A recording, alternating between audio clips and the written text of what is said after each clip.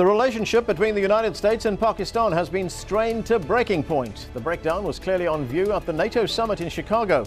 President Obama and his Pakistani counterpart, Asif Ali Zardari, barely spoke to each other. You're watching Inside Story Americas from Washington.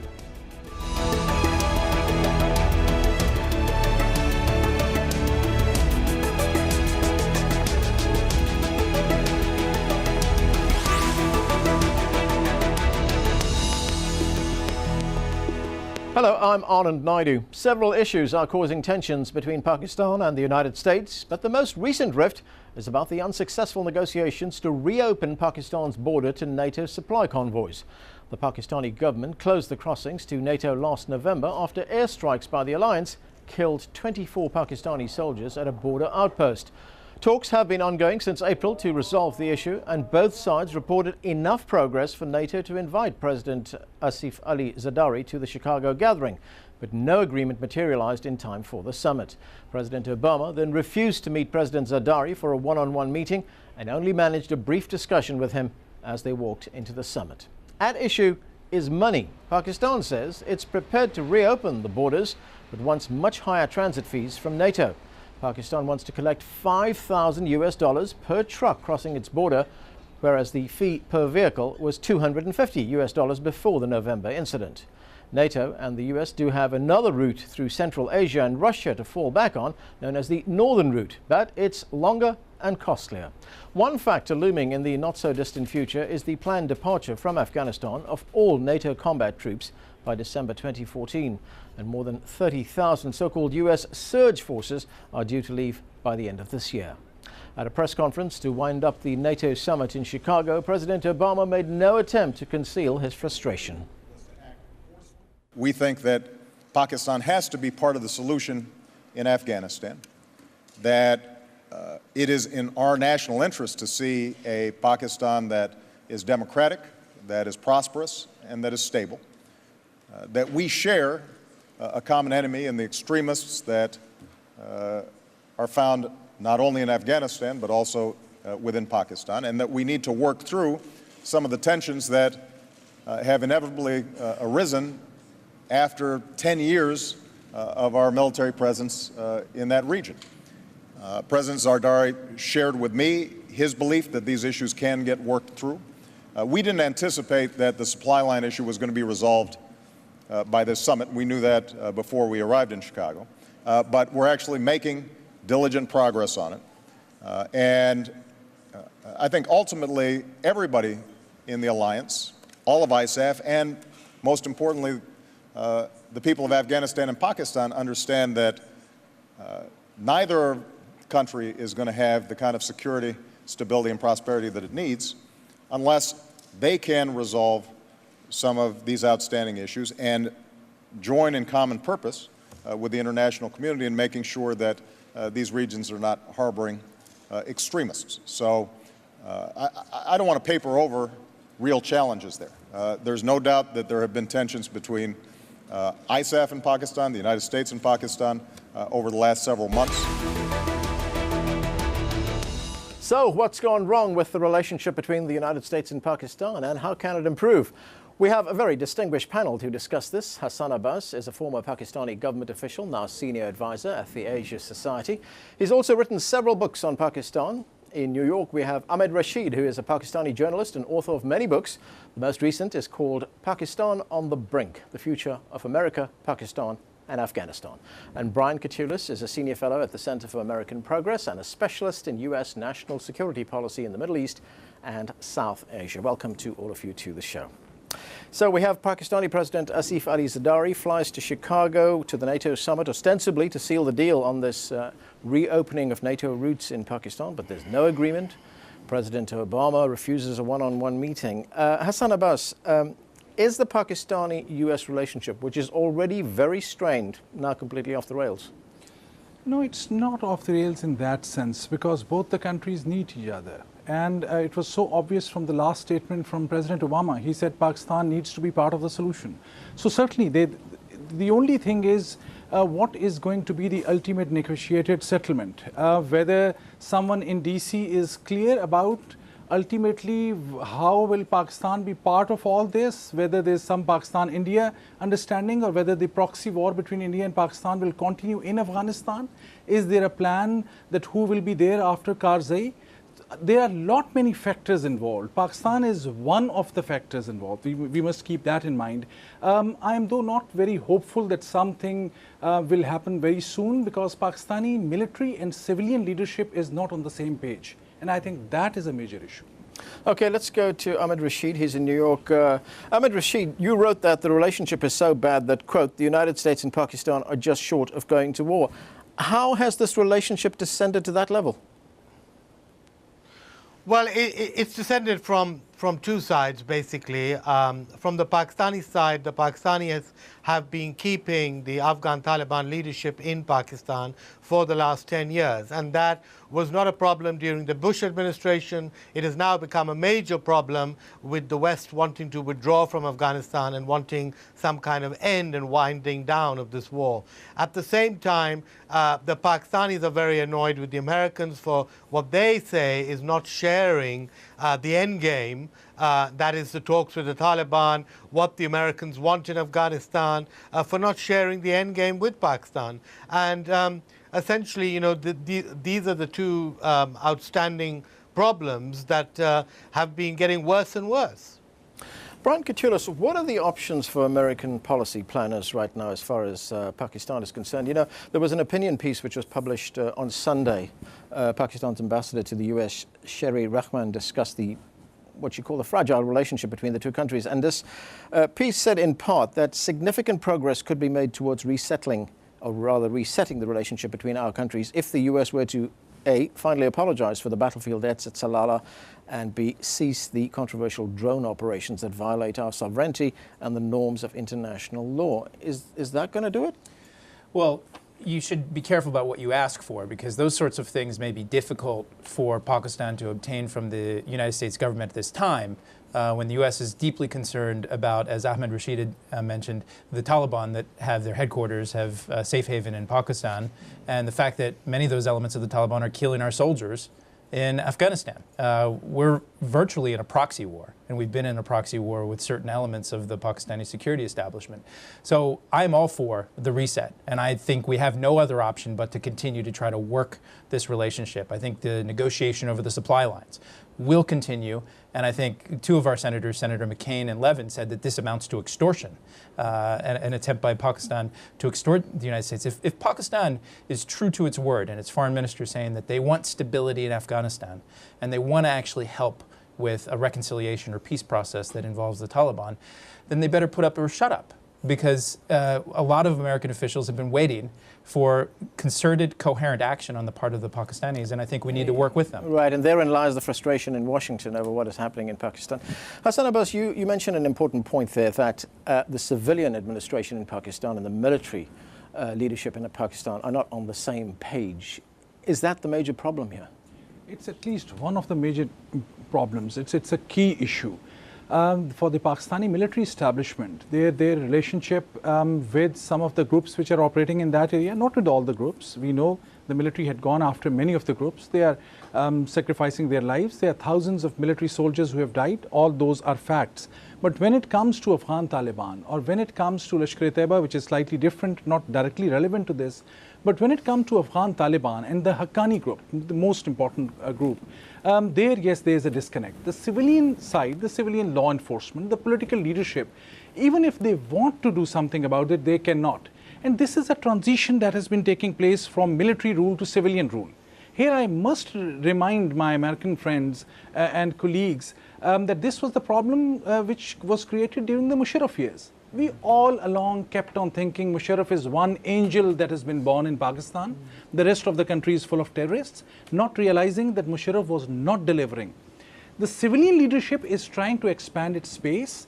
They are reaching out to India for a peace process, which I think is really a great thing. Manmohan Singh has responded in kind. When it comes to Afghanistan, President Zardari and the political leadership has always been talking to Karzai, going to Afghanistan. There were meetings taking place in Turkey. There were meetings taking place in United States between Pakistani leadership, Afghan leadership. But I have not seen that kind of coordination between the military side and the intelligence side.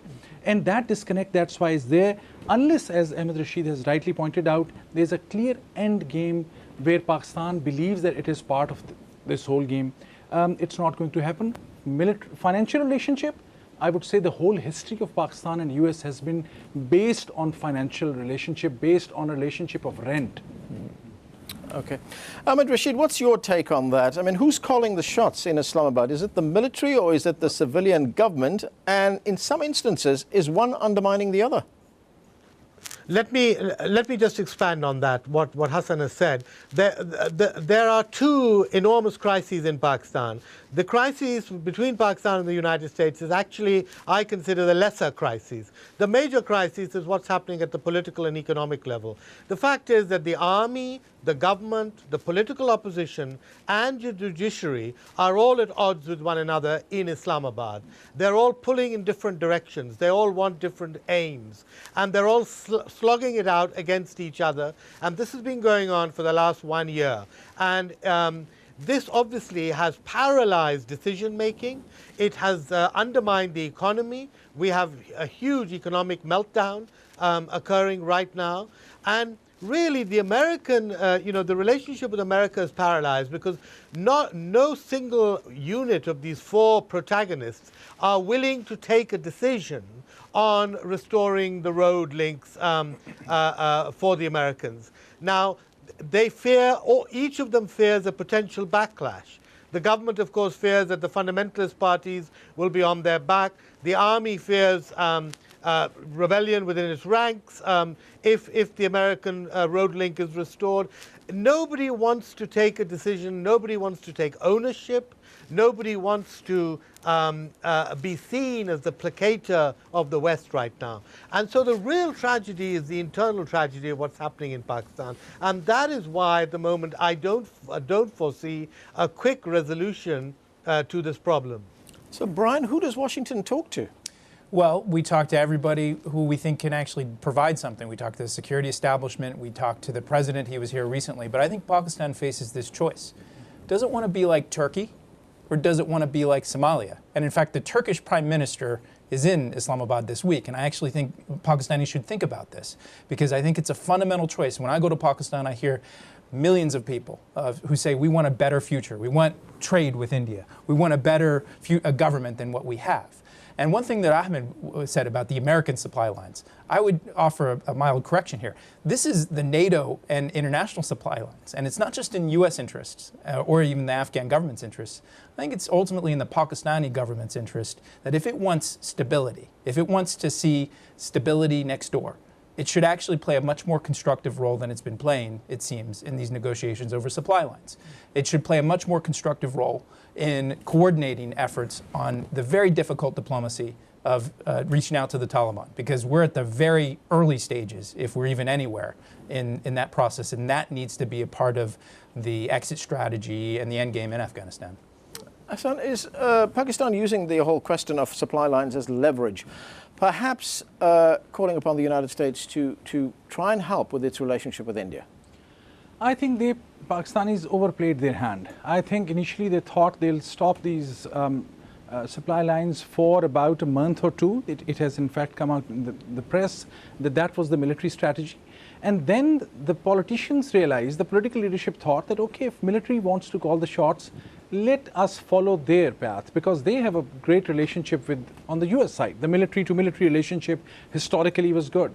And then it became complicated. No one was ready to take clear initiative. The matter was sent to the parliament, to the different committees. It took 6 months. It's the slowest process of foreign policy making in, I think, anywhere in the world.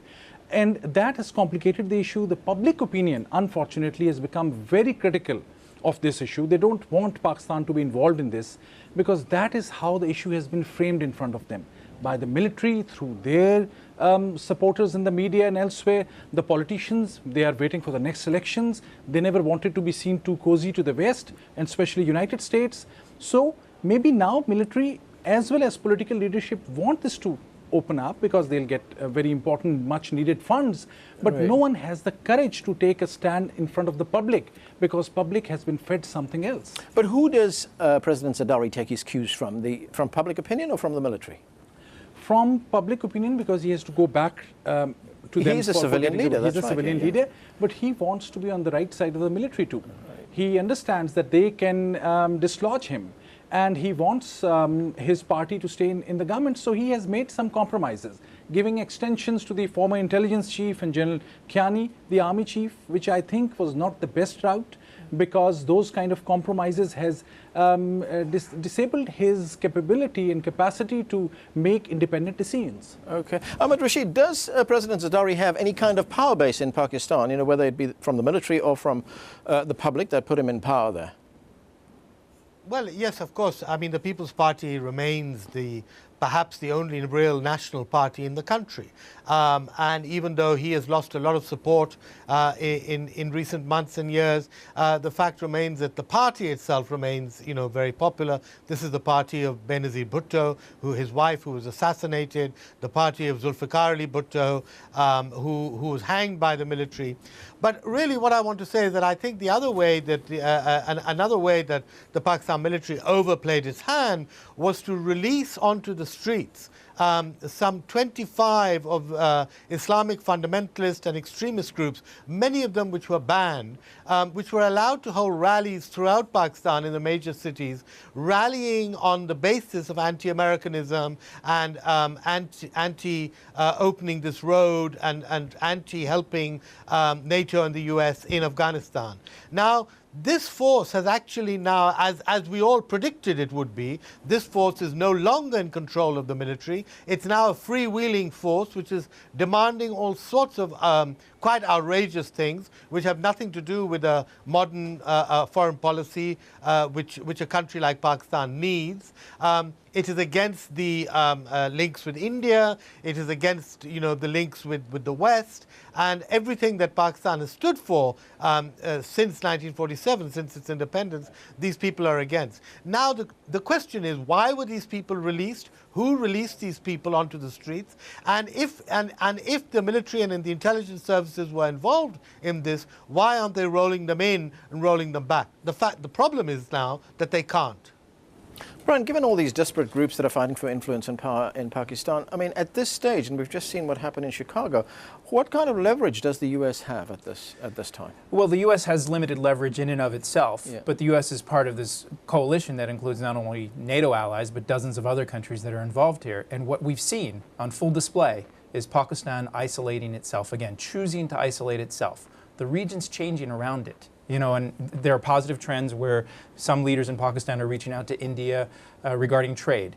But when I was last in Pakistan, India and Afghanistan signed a strategic partnership agreement. And I raised with my Pakistani friends, what are you actually going to try to do to help build a more positive scenario in terms of regional economic integration and other things? And that's where I think Pakistan needs to look forward. Some of these retrograde forces, the forces that are arguing against the progress in the region and other things, it's not helping Pakistan, it's not helping the broader region. And I think this battle that we're talking about inside of Pakistan, inside its government, is going to spill over into the broader region. I mean, because when we talk about U.S. leverage, I mean, what are we to make of the fact that, you know, President Zardari flies to Chicago, there's all this talk about an agreement being signed, nothing happens, he doesn't have this one-on-one talk. I mean, that was an embarrassment for both sides, wasn't it? Right, and as we said, though, I think it's a reflection of Zardari's limited power in his own system. But I think if there's a silver lining here, it again sends the message that there are certain elements in Pakistan that are choosing to isolate their country. And I think there's a better pathway forward, addressing not only the regional issues, but addressing all of these problems inside of Pakistan that the Pakistani people, from what I hear, want to have answers on the energy crisis and the political situation and other things. Okay. Hassan, that agreement that was signed between Afghanistan and India, how does that fit into whatever insecurities that Pakistan might have? That added to Pakistan's insecurities, I must say. The kind of mistrust started with the nuclear peace deal that US had with India, that the peaceful use of nuclear materials and nuclear energy. And afterwards, actually just before that, supporting the Northern Alliance, keeping aside all the Pashtuns from the Bonn Agreement in 2001, that started it. Nuclear peace deal furthered it, and then these Salala attack, Bin Laden operation, these things have added. But I must add that in all of this mix, I also see, with all the due respect to my colleagues in US government, monumental incompetence on the US side in dealing with Pakistan. This is not a new relationship. Both countries have been tackling with each other for the last 60 years. There have been ups and downs. Still, there have been some decisions were taken which were not implemented. Kerry-Lugar Bill, an excellent initiative. But the money that was supposed to go to the civil society, support of institutions, infrastructure, went out quite slowly. So that transition from focus to a country's military to its society and its ordinary people has taken a long time. And in 4 years, the money has started trickling down only now. Right. So that on the US side also, there have been serious mistakes. Brian, do you agree with that? Well, I agree that there's been a weakness in our diplomacy and our economic strategy. There's been a strong emphasis on the military and what our intelligence agencies do and the drone strikes and other things. A very heavy focus over the last 3 or 4 years. We've talked a lot about a regional diplomatic solution, and the former Ambassador Richard Holbrooke worked on this, but there really wasn't as much emphasis placed on this, in part because of our concerns about terrorism and the need to go after al-Qaeda. But that imbalance, the fact that some of our civilian agencies, the State Department, the USAID, to this day, still don't have as strong of a voice in our interagency process. That's a big problem, I agree. In the implementation of Kerry-Lugar Berman, I agree with many of the criticisms here, but at the same time, that security establishment in Pakistan that we were talking about before, they also ginned up a lot of criticism, even before any of this aid was passed by our Congress, saying, look, they saw this as a challenge to their authority. So it's a very complicated issue. Okay, Ahmed Rashid, a large part of the meeting in Chicago focused on ending the war in Afghanistan. And I'm wondering what kind of an effect would this breakdown in the relationship between the United States and Pakistan have on NATO plans to withdraw from Pakistan, from Afghanistan, rather? Well, I think overall this NATO meeting and the public declarations after it have not sent any kind of confidence to any of the neighboring countries of Afghanistan, nor to the Afghans themselves. This NATO meeting was all about the transition, the military transition. But the fact is that there is hardly any mention of the political transition. What kind of political strategy is the United States and NATO going to apply in Afghanistan with the neighbors, with the Afghan presidential elections coming up, with the ethnic conflicts that exist in Afghanistan, with the economic crisis that goes on in Afghanistan? None of these questions seem to have been raised, nor were answers given. And there's this assumption that somehow the war is just going to wind down of itself the moment the Western forces leave. Well, clearly that's not going to happen. The war is going to continue, and it could take the shape of a very nasty, multi-dimensional civil war once the West leaves. And certainly I think Afghans are very fearful of that. Okay. Big question mark there from Ahmed Rashid. Hassan, how do you see the endgame?